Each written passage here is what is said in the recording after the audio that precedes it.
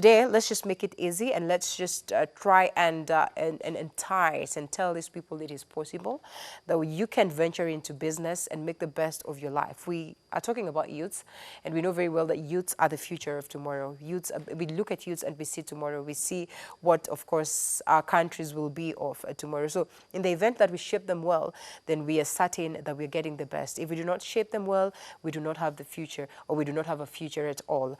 I remember many times when people have taken birth control, and in different countries, and then you're told, or you realize that actually you're almost extincting. You're almost losing a country because they exercise so much so of birth control. So you need to fix today so that you're able to have a better tomorrow. So we'll be talking to you, the youths, this morning. And of course, my guest on set, Alex Kamanga, who's seated right next to me. He's the CEO of Fundis.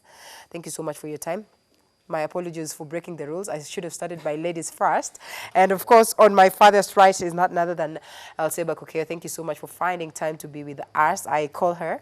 You want me to say what I call you? At least very many people know you with Sebi. Welcome aboard. She's actually a PR practitioner. Thank you so much. And also an entrepreneur. I've been following up on you and seeing some of the things that you do in the world of business, which are sort of a good move, and it's actually doing good. So that's the reason why we'll be having this candid discussion. We're expecting other people to come on board, but before they're here, we kick off the discussion. So kicking off this discussion, looking at the Daily Nation this morning, and it's as though they read our mind and they knew that this is what we'll be talking about this morning. And there's one story that has been touched on and of course expounded more on page 10, where the president, that is President Uhuru Kenyatta, now has officially launched a program to train 5 million young Kenyans on business. And of course we're talking about 100 billion funded program to ease youth unemployment. Unemployment is something that we've been complaining about in the country and across Africa. Many youths going to different countries in search of greener pastures. It's not always green out there. So we have tried to find other means of ensuring that youths do not get devastated because they lack unemployment, or they lack, employment. And that's the reason why President Uhuru Kenyatta has focused on this towards ensuring that we are able to boost our very own youth. So we'll be looking at that story and the importance of it. And equally touching on another story also highlighted on the front page of the Daily Nation, says employment, no, thank you. This is a youth who says, this time around, employment is not my cup of tea. I want to focus into business. And this is what they say. For some students, looking for a job will be the last thing on their minds after graduation because their business have already taken off. Times have changed. Our students today venture into business at an early stage, even when they're still students, contrary to what we used to have back then. At 22 or 23, you're still at your mom's place, you're still enjoying the milk of your mom, contrary to what we see today. At 19, someone is already thinking creatively. Someone is already trying to do something, and you look forward to see them having someone who's going to push that dream and push that desire and push that sort of a business to ensure that this person prides in this particular business. So starting with you, Sebi, thank you so much for finding time this morning. I've talked so much, and just let's get to hear your voice. I mean, what about entrepreneurship this morning? Based on what you've just said, I don't know if that's a male or a female. This is a female, but of course, yes. I would be glad to say that the realization has actually found space among the youths, because initially you would find that at 19 or below that, if you're a man, you'll only think of graduating or finishing school. And maybe girls, and the same to the women. I want to graduate to make my parents happy. So the fact that there is a realization of no employment, because we all know that the economy is not generating jobs for youth. So if that realization is home, that is our departure. That's our departure. Yeah. So I think entrepreneurship is good for the youth, because if we have a healthy youth population, then we have an economic growth, a progressive contemporary society. So what I would tell the youth is that there is no better service or job. What you need is an inner drive. What you need is your vision and mission, where you want to see yourself, where you want to go. Yeah, nobody's better than the other one. It's all about what you want to be. All right, and so I have this conversation with some grown-up guy, and I know actually parents, and for a moment they're telling their kid, you really do not even have to go to that level of masters. It's pointless. Nowadays, people are focusing on business. So why don't we just give you that money and you start your own business? Wise counsel? I think pretty much, if you look at where we are today, There is no doubt that we actually do have a very, very, very big problem. If you look at just the year that passed, 2018, if you look at the number of jobs that this economy created, you will notice that 80% of those jobs were created by the informal sector and not in the formal traditional sector. So we have to be alive to the fact that, yeah, unemployment is here and it's growing bigger by every day. And when you look at even what you just said, you know, even while you're still in university, you don't have to be thinking of I have to finish and go, you know, start looking for a job, that kind of thing. I totally understand, and I totally would connect with anyone who is coming from that point of thought, because it's where we are, and we are thinking at how do we create as many opportunities as the numbers of young people that we have. And I think there has never been a better time than where we are today to start building businesses, and not just building businesses for the sake of, you know, survival, but building big businesses that are going to create more opportunities for other people. And I think we are at the right point, we are at the right space, the right, you know, everything is just right. Okay, when we're talking about everything being right, Sebi, education is key. And I think I still do not agree to that statement. I was like, no, you cannot tell them that. You cannot stop them from going out there and, you know, pursuing more and more in terms of education. Why do you wake up and tell someone it's okay? Instead of us wasting this money on educating you, why don't we waste it on fixing a business? And what is the guarantee anyway that this business is going to pick? So what really would be the relationship and the significance of one having an education or one having, you know, sort of their own papers set before they venture into any, you know, entrepreneurial ground? I think education basically gives us the approach of different opportunity and options, right?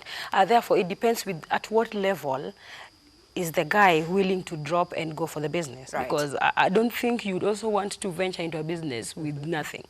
Yes, you need the education background a bit so that you can also be able to mingle with people, to associate, to network.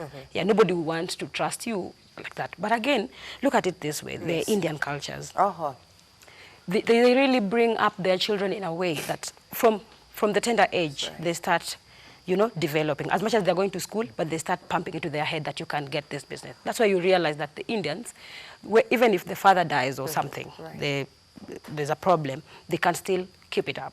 Unlike some of us, where your father dies and your mother, the business starts going down because he dies with everything. So I'm not sure whether it's on the mind of the parents or our culture or Indians are better than us. I do not understand. That is the gap I can't really put a finger on.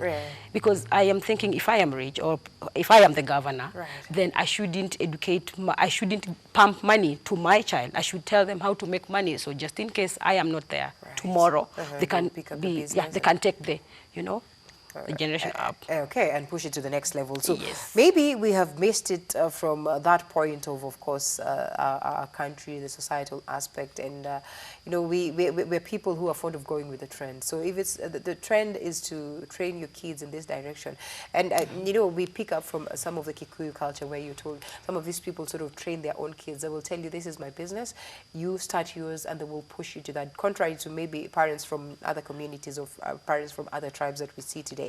And maybe what you say is very important, that we probably picked it up in, you know, on a wrong foot from the word go. So this direction or this move coming from the government, because initially the talks that we used to receive is that, oh, we need to create employment, we need to create employment. When I get into government, I'll make sure that I open these spaces for employment. But the tone is changing on ground today, and the tone is that, oh, you need to be empowered, or you need to get vocational training, so that from this training you're able to go out there and make the best of yourself without necessarily waiting for the government to create this kind of employment. So this change of tone, is it going to bring some level of difference in how we deal with our very own youths, and ensuring that, of course, we incorporate very many of them into business? And is it going to be a good move for us?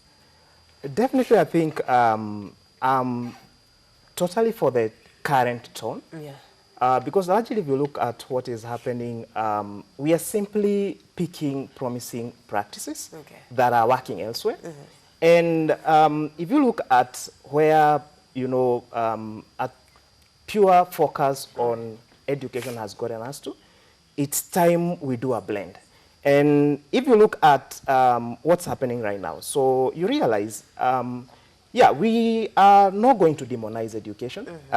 These two correlates are totally fine. Education is good. Business skills are also fine. Yeah. So we entirely need these two things because the only way we can be able to build, businesses that are self-sustaining, businesses that can endure beyond one generation to another, businesses that can be able to actually, make meaningful impact out there. Right. You're going to need education. Sure.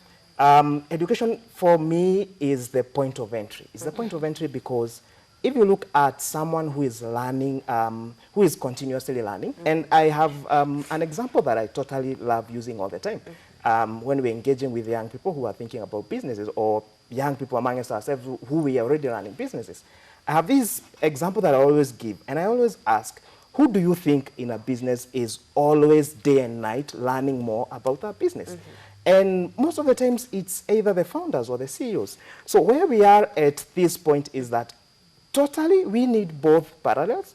Let's not demonize education because if you look at all the successful businesses, over and above most of the time, you can see and pick the education bit of it. What we are simply saying is that education is not the be-all in itself. It's failing, and so is every other thing failing, because either way, if you think around how many businesses fail for each business that is started, it's again so massive. Okay. And we're simply saying is that education can exist, business can exist. What we need to look now into is learning, because learning is totally different from education. Learning is totally separate from what we go to do in school. And that's where I see and I think is where we should be putting more focus. And I'm so much excited about some of the programs that the government is running, because already we can already see the difference that they are making, the impact that they are making, and we think it's a move in the right direction. All right.